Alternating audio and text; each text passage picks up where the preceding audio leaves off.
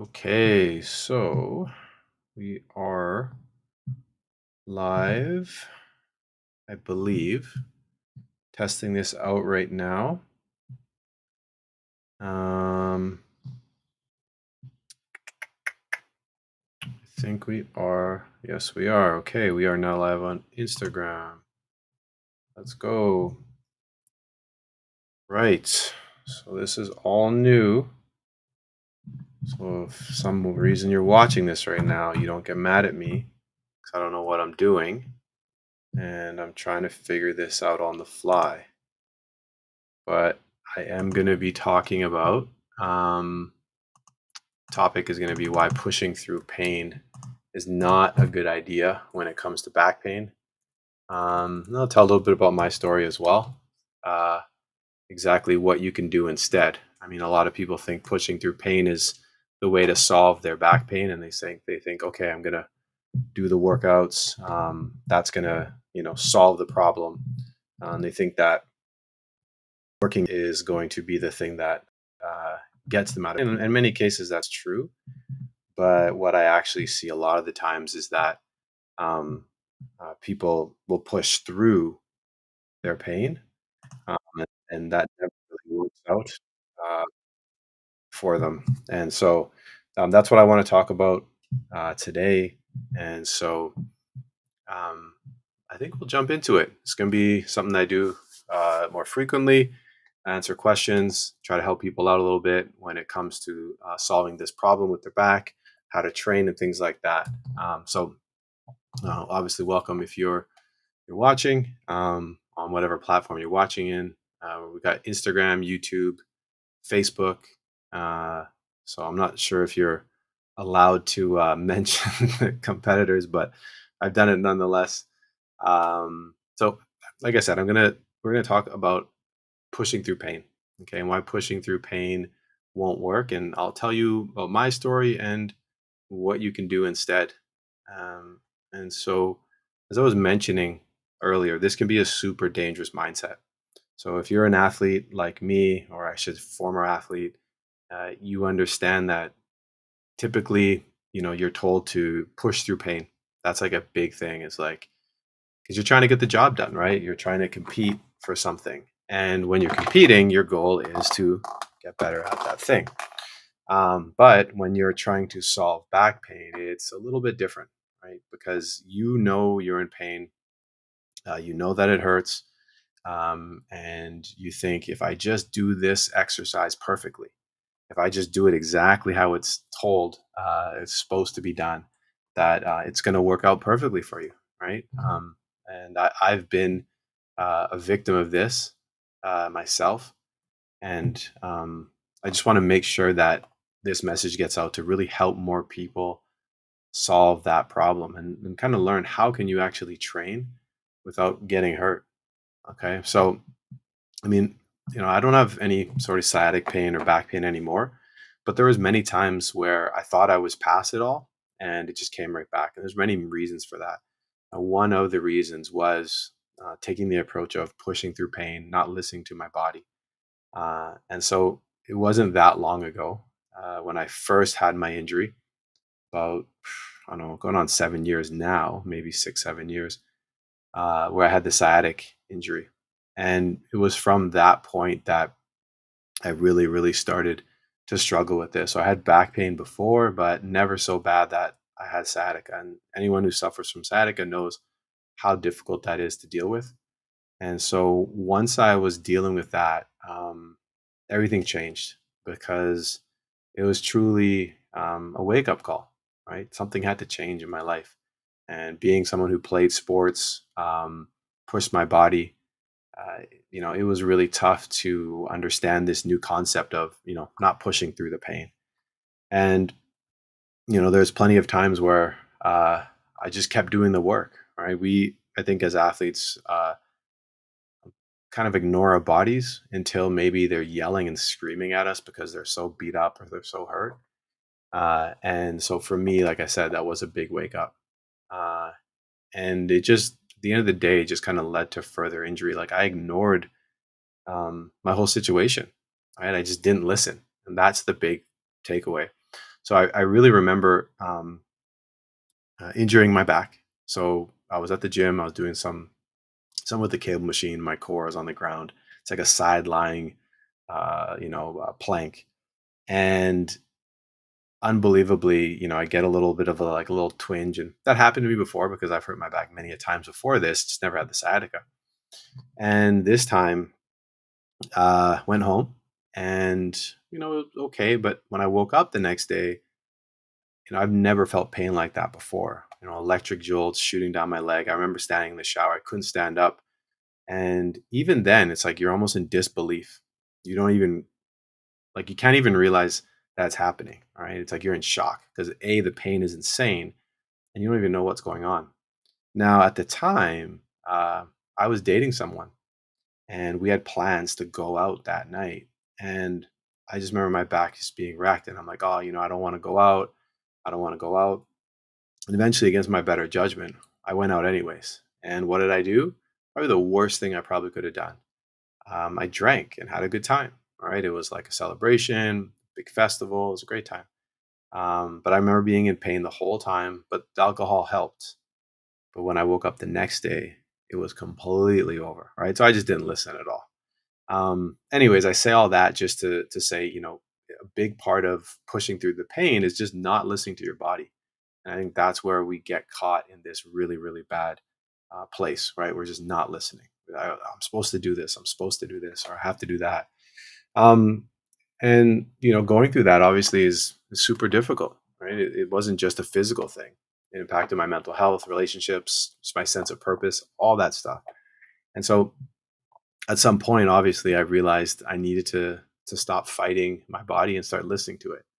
And this led me on the journey to learning how to work with my body for the long term, making everything I did focusing forward on never having this happen again. Right? And that for me is probably one of the biggest. We always talk about health span and lifespan and things like that. You always see people, oh, I want to be healthy. I want to be able to do this when I'm older, but that all starts now, right? And so, if you're an athlete, that's fine. I mean, you're going to sacrifice your body for your sport, but everyone who's been an athlete knows that. I mean, that's very hard to continue for the long term. And even people who compete and train, there's a way to do it that doesn't require you to beat up your body, especially as you get older, right? And so I tell this story because it wasn't long after when I got over this whole thing that I had a flare up, and I thought I put myself back to the start, and I was devastated. And so this is also important because when you ignore those signals of pain, you really do risk creating long term damage. So, I mean, obviously, it can be to nerves. If you've had sciatica, you start to get nerve damage. It can be to muscles. It can be to your spine, just generally with disc issues and stuff like that. But at the end of the day, not listening is going to be a recipe for a disaster, right? And so, obviously, when we're dealing with pain, like there's different types of pain, right? You can have acute pain, which is short term, or chronic pain, which is long term.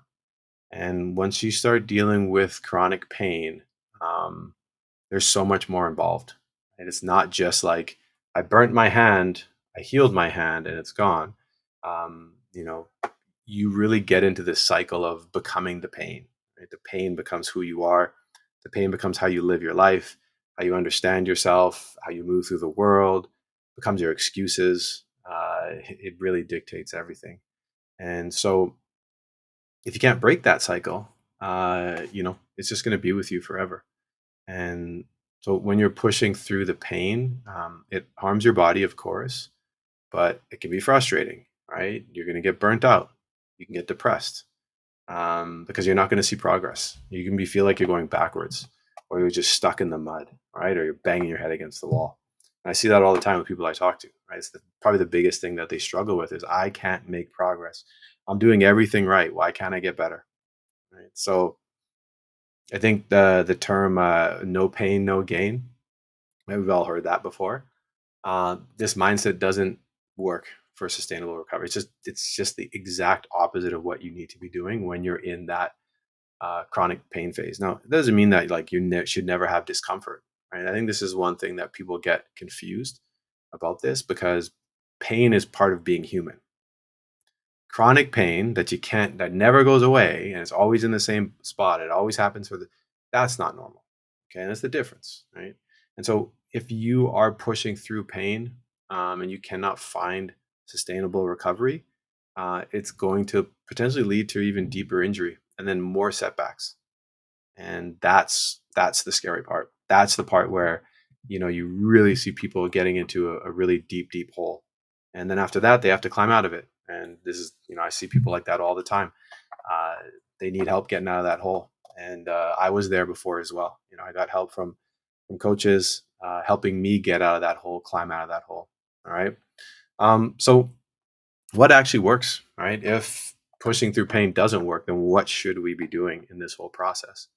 So there's a lot of different topics and terms that get thrown out there, but one of the ones that I like the best comes from Dr. Stuart McGill. He talks about spine hygiene all the time, and I think that's a really good one because we all know what hygiene is, like brushing our teeth and like cleaning our bodies, etc. But now we can apply that same idea to our spine or our back, right? And it's really going to be something that leads to actually getting you the benefits that you need to move forward, right? So, what is practicing good spine hygiene? It's really about doing the little things, right? So I always compare it to like brushing your teeth. If we wait until our teeth are rotting, well, we need a massive intervention, right? But if we just take care of our teeth and floss all the time, we don't need that big intervention, right? And we also know that uh, if we have a cavity in one of our teeth and we've been neglecting it, but the other ones were spared, well, if we start taking care of ourselves and stop eating poorly and start brushing our teeth, etc., we can save the rest of the teeth. Right? And so that's what you're doing with spine hygiene. So you're thinking about what movements are actually causing pain.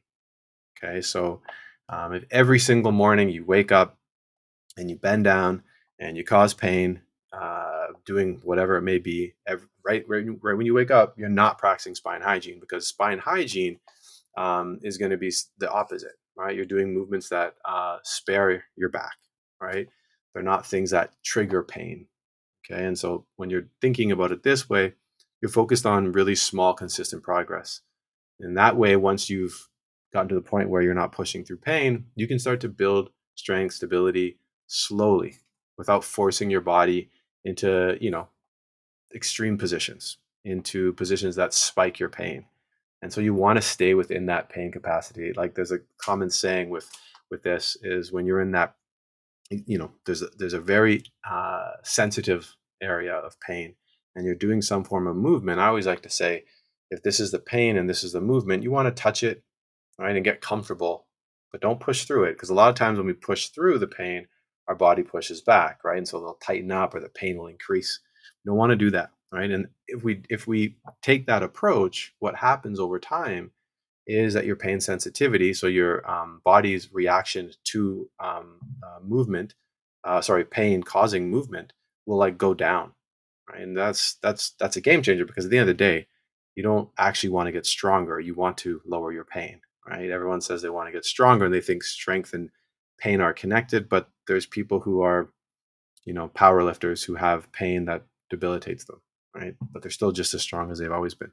Okay, so um, there's a bunch of simple exercises that you can do, but the big thing with this is always just to make sure whenever you're moving around or doing things like that, that you're doing it within the realm of keeping yourself in a comfortable position, right? And just not forcing through pain.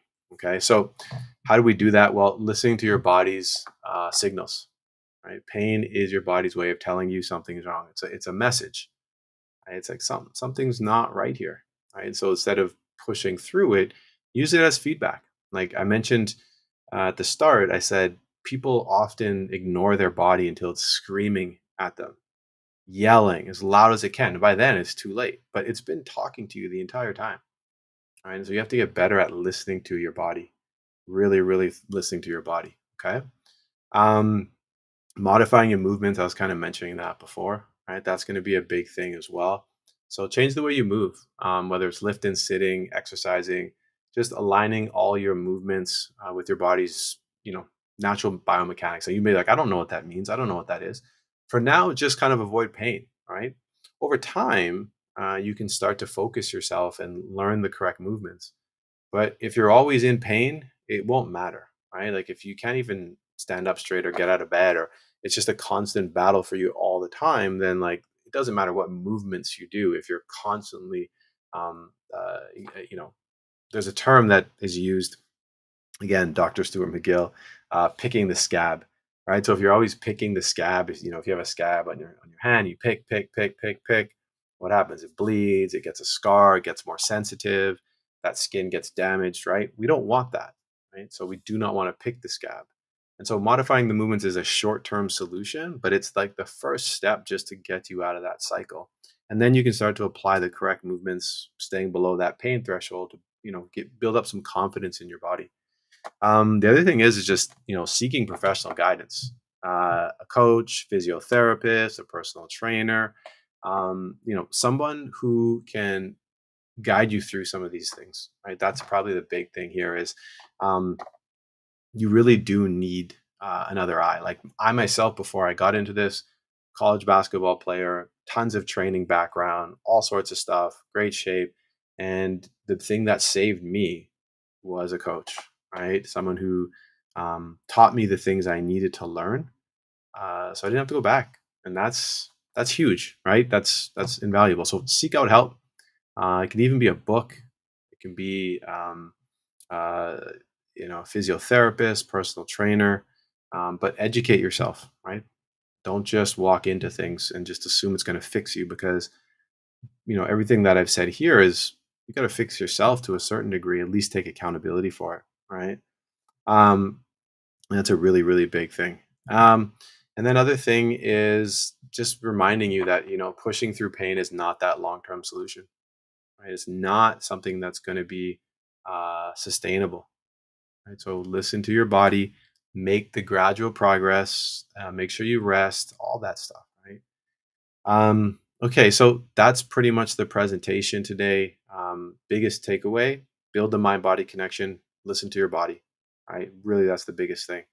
Um, I got a few of the chats open here, so I'm going to look at Instagram here. I think a few people have been a few questions or comments. So if you have any questions, I want you to drop them in the chat, and I will do my best to answer them. So let me see a comment here. Sciatica is debilitating 2 months in. I'm sorry. It's very, very tough. Like I said, I hope some of this stuff can really help you with the sciatica. So really, take it slow, listen to your body. Don't think that if you're doing more that it's helping you. Okay, doing more doesn't necessarily mean it's good. Good point about the bodybuilders. I never thought of thought of it like that. Yeah. Um, how long did it take you to recover, man? Wilson, that's not a straightforward question. I get that question quite a bit. Um, because what does recovery mean? Does that mean back to where you were before? Does it mean you have zero pain? Um, most people, I think they mean zero pain and you don't have to worry about it ever again. Well, for me, that took a while, because I would do something, I would get better, have a flare up, get better, have a flare up, get better, and that happened for a while. It wasn't until I worked with a coach and I started understanding the concepts that I talked about today that I truly got better, right? Because being better is being confident that this isn't going to happen to me anymore, and having the skills to actually continue to train, continue to push my body in a way that was sustainable and that wasn't going to trigger pain.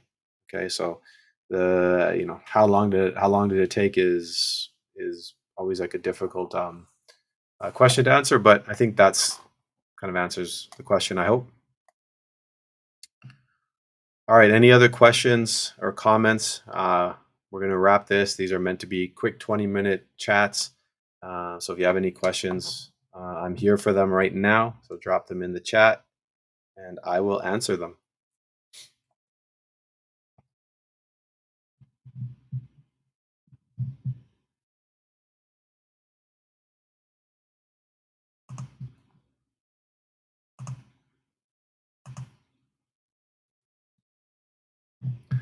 All right, well, If no one has any other questions, I appreciate the people who asked questions, people who showed up, and I hope that you found some value in this. It's going to be something that I do more regularly, so uh, stay tuned for that. And next time, please, if there's any questions you have, let me know. And next week, we're going to continue the journey on just talking about some strategies, protocols, and tips that you can use to improve your life with back pain and get better and get back to living the life that you deserve to live and that you want to live. All right, I'm out.